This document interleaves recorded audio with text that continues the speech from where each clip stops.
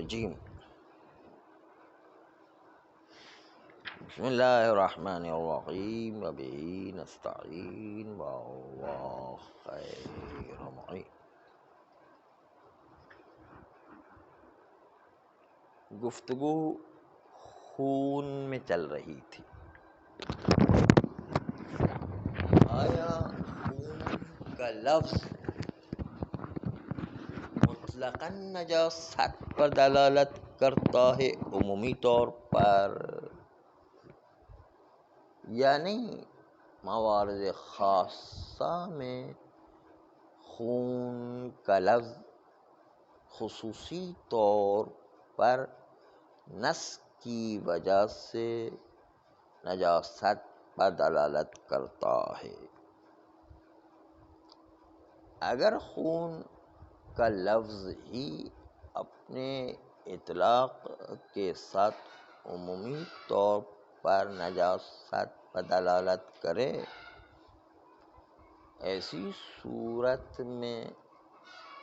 عموم سے خارج کرنے کے لیے دلیل مخرج کی ضرورت ہوتی ہے پاک ثابت کرنے کے لیے، اور دلیل نہ کسی مورد میں شک ہو جائے تو شک کی وجہ سے ہم اسی عموم نجاست کا قانون مشکوک مورد میں جاری کریں گے، اور اس کے نتیجے میں مشکوک خون بھی نجس ہی کے دائرے میں شامل رہے گا۔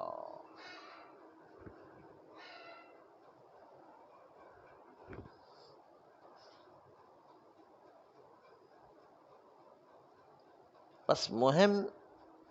یہ ہے کہ قانون نجاست دم عمومی ہے یا مخصوص نس والی جگہ پر نجس ہے خون۔ آغا خوئی فرماتے ہیں کہ عمومی طور پر خون نجس ہے، سوائے اس کے کہ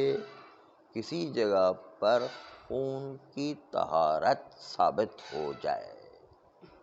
تب تک عمومی طور پر خون نجس مانا جائے۔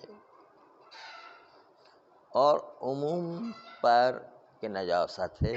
دم میں دو وجہ سے استدلال کیا جا سکتا ہے۔ احدہما ارتکاز نجاست دم اذہان مسلمین میں ہے۔ خون کا لفظ سنتے ہی مسلمانوں کے ذہن میں فوراً نجاست کا تصور آ جاتا ہے، اور مطلقاً آ جاتا ہے۔ کوئی قید کی ضرورت نہیں ہے کہ خون کے ساتھ کوئی اور چیز قید کی جائے، اور یہ خون کا نجس ہونا مطلقاً ہونے کے ساتھ ساتھ کسی زمانے کے ساتھ بھی مخصوص نہیں ہے۔ ہر زمانے میں لفظ خون کا سنتے ہی فوراً نجاست کا تصور آتا ہے،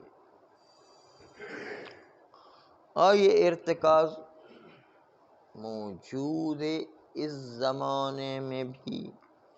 اور عصر ائمہ میں بھی موجود تھا۔ ہمیشہ روایات کو سمجھنے کے لیے ہمیں اس روایت کے زمانے میں جانا پڑتا ہے۔ ممکن ہے آج روایت کا مطلب کچھ اور نکل رہا ہو، لیکن جب ہم اسی روایت کو اسی کے اپنے زمانے میں لے جائیں گے تو اس کا مطلب کچھ اور نکلتا ہے۔ مثال آپ کے سامنے عرض کر رہے ہیں، موسیقی کے آلات میں جب نیا ریڈیو ٹرانزسٹر ایجاد ہوا تھا، تو اس کو ہمارے بزرگ حضرات ٹرانزسٹر کو موسیقی کا آلہ کہا کرتے تھے۔ لیکن آج اگر یہی ٹرانزسٹر ریڈیو کا باپ بھی آ جائے تو پھر بھی اس کو موسیقی کا آلہ نہیں سمجھتے۔ باپ اس کا یہی موبائل ہے، موبائل میں ہر چیز موجود ہے، اس کا بھی باپ ہے۔ لیکن ہم اس زمانے میں ٹرانزسٹر ریڈیو کی تو کوئی حیثیت ہی نہ ہو، تو کوئی بیچتا ہی نہیں ہے اس کو۔ آج کل ہم جو موسیقی کا آلہ نہیں کہتے ہیں۔ موبائل جیسی چیز جو اتنا خطرناک چیز ہے، اس کو بھی آج کل موسیقی کا آلہ نہیں کہا جاتا ہے۔ تو زمانے کے اعتبار سے بھی سمجھ کا فرق ہو جایا کرتا ہے۔ یہ تو آپ کے سامنے ایک کھلی مثال پیش کی ہے۔ تو روایت تو 1400 سال پہلے کی ہے، اس لیے ہمیں آج روایت یا وحی الہی ملتی ہے، تو جس زمانے میں وہ روایت آئی ہے ہمیں بھی اپنے ذہنوں کو اس زمانے تک پہنچانا پڑتا ہے تاکہ روایت کا صحیح معنی سمجھا جا سکے۔ تو آقائے خوئی یہ فرماتے ہیں کہ خون کے لفظ سے ارتکاز نجاست ہے، عمومی طور پر آج بھی، اور خود ائمہ کے اپنے زمانے میں بھی یہ ارتکاز تھا۔ یہ ارتکاز تھا، اس بات کی تائید کرتا ہے کہ یہ ارتکاز اتنا طاقتور ہے کہ خالی اس زمانے میں نہیں، روایت کے اپنے زمانے میں بھی یہ ارتکاز موجود تھا۔ اور اس کے لیے فرماتے ہیں کہ اگرچہ کہ اختلاف ہمارے اصحاب کے درمیان خون کی خصوصیات کے مسئلے میں واقع ہوا ہے، لیکن ارتکاز نجاست کے سلسلے میں کوئی اختلاف نہیں کہ خون نجس ہوا کرتا ہے۔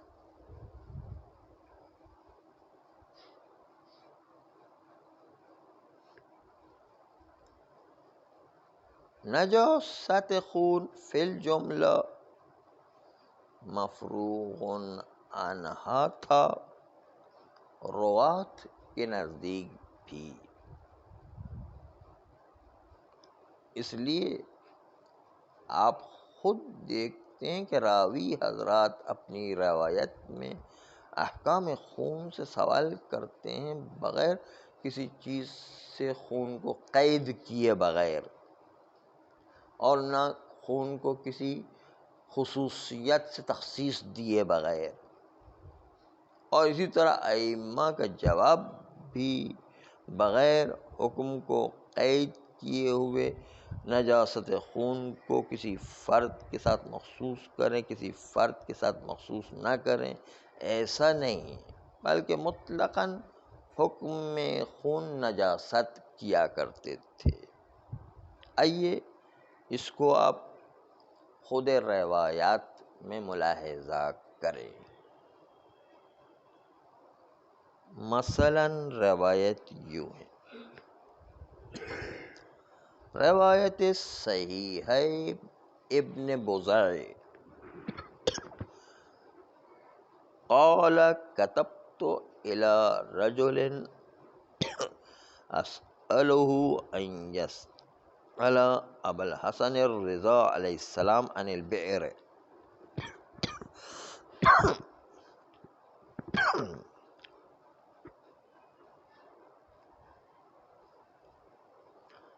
میں نے خط لکھا ایک آدمی کو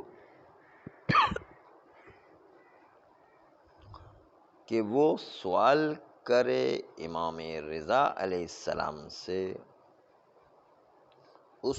کنویں کے بارے میں کہ جو اس کے گھر میں وضو کے لیے تھا۔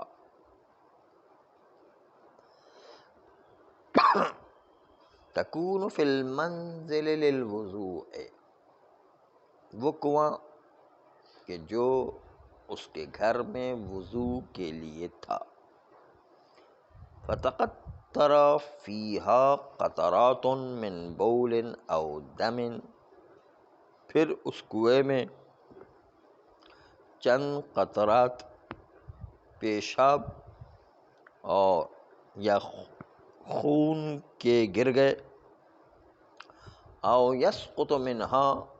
یسقط فیہا شیء من عذرۃ کالبعرۃ ونحوها، یا اس کنویں کے اندر فضلات میں سے کوئی چیز گر گئی، جیسے کوئی انسان کا فضلہ یا اسی کی مانند کوئی چیز، ونحوها ما الذی یطہرها، تو پیشاب یا فضلات یا خون کنویں میں گر گیا ہے، تو امام علیہ السلام سے سوال کیا کہ اب کون سی چیز اس کنویں کو پاک کرے گی، حتی یحل الوضوء منها للصلاۃ، یہاں تک کہ وضو کرنا صحیح ہو اس کنویں سے نماز کے لیے۔ فوقع علیہ السلام بخطہ فی کتابی، سمجھ گا، تو امام علیہ السلام نے توقیع لکھی، یعنی خط کا جواب دیا، بخطہ فی کتابی، اس خط میں جو امام نے میرے لیے کتابت کی تھی، میرے خط میں یوں لکھا، ینضح منها دلاء، اس کنویں سے چند ڈول پانی نکال دیا جائے گا۔ اس سے یہ پتہ چل رہا ہے کہ خون کا لفظ بھی مطلق آیا ہے، اس میں کوئی قید نہیں آئی ہے۔ سوال کرتے وقت بھی سائل نے دمن کا لفظ مطلق رکھا ہے، اور جواب دیتے وقت بھی امام رضا علیہ السلام نے مطلق دم کہا ہے اور کوئی قید نہیں لگائی ہے۔ بس اس کا مطلب یہ ہوا کہ چاہے اس کو آپ استحباب پر حمل بھی کریں، پھر بھی بہرحال دم کی حیثیت مطلق ہے، نہ کہ جو ہے وہ کسی چیز سے مقید ہو کر کے آتی ہے۔ مطلق کا مطلب ہے کہ عمومی قانون پتہ چل رہا ہے کہ خون میں نجاست عمومی قانون سے ہے۔ دوسری روایت ملاحظہ فرمائیں، موثقہ ابی بصیر عن ابی عبداللہ علیہ السلام، ابی بصیر نے امام صادق علیہ السلام سے موثقہ روایت نقل کی ہے، قال ان اصاب ثوب الرجل الدم فصلى فيه وهو لا يعلم فلا اعادۃ علیہ، اگر کسی آدمی کے کپڑے تک خون لگ جائے اور اسی کپڑے میں کہ جو خون والا ہے اس میں نماز پڑھ لے، وهو لا يعلم، اور اس کو پتہ بھی نہیں چلا کہ میرے کپڑے میں خون لگا ہوا ہے، فلا اعادۃ علیہ، اگر پتہ نہیں ہے کہ خون کپڑے پر لگا ہے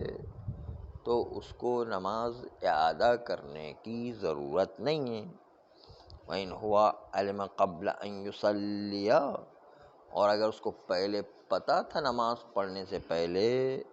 فَنَسِيَ، بعد میں بھول گئے نماز پڑھتے وقت کہ کپڑے میں خون لگا ہے، وَصَلَّى فِيهِ، اور اس نے اسی خون لگے ہوئے لباس میں نماز پڑھ لی، فَعَلَيْهِ الْإِعَادَةُ، تو اس پر اعادہ نماز ضروری ہے، وغیرہما من الاخبار، اور اسی طریقے سے دوسری اخبار میں بھی خون کا مطلق حکم ہے، چاہے اعادہ کرنے والی سائٹ پر دیکھیں چاہے عدم اعادہ والی طرف کو دیکھیں، دونوں طرف میں خون کو مطلق رکھا۔ اگر بھولے سے کیا ہے تو اعادہ نہیں ہے، اور اگر پہلے جانتا تھا بعد میں بھول گیا تو اعادہ ہے۔ خون کو مطلق رکھا گیا ہے کہ خون جو ہے اس کے اندر کوئی قید نہیں لگائی گئی ہے۔ بس پتہ چلا کہ خون کی ذات مطلقاً عمومی طور پر قانون کے طور پر نجاست کو بیان کرتی ہے۔ اور یہ جو امام علیہ السلام نے چند ڈول پانی نکالنے کو صحیح ابن بزئی میں کہا ہے، اگرچہ کہ یہ امر استحبابی ہی کیوں نہ ہو جائے، پھر بھی سوال مطلق دم کی تأثیر میں ہے۔ دم کو کوئی قید نہیں کیا گیا ہے کہ آیا وہ خون جو کنویں میں گر گیا ہے اس سے کنویں کو کیسے پاک کیا جائے گا، مطلق خون سے سوال ہے۔ امام علیہ السلام نے بھی مطلقاً جواب دیا کہ چند ڈول نکال دیے جائیں۔ بس تاثیر مطلق دم بتا رہا ہے کہ سوال و جواب مطلق رکھنا بتا رہا ہے کہ یہ تو ارتکاز عقلاء عالم میں تھا کہ خون نجس ہے، اسی ارتکاز پر بھروسہ کرتے ہوئے خون میں کوئی قید و شرط نہیں لگائی ہے۔ حتیٰ اگر یہ ارتکاز کہ خون نجس ہے اذہان عقلاء عالم میں یا مسلمین میں نہ ہوتا تو کوئی وجہ نہیں تھی کہ مطلق دم کے بارے میں سوال کریں، بلکہ اس وقت بعض مصادیق خون سے سوال کرتے اور اس کے بارے میں کہ جو ان کو خون کا حکم معلوم نہیں ہوتا اس کا حکم دریافت کرتے، جیسے براغیث کا خون یعنی جوئیں کا خون یا مچھر کا خون۔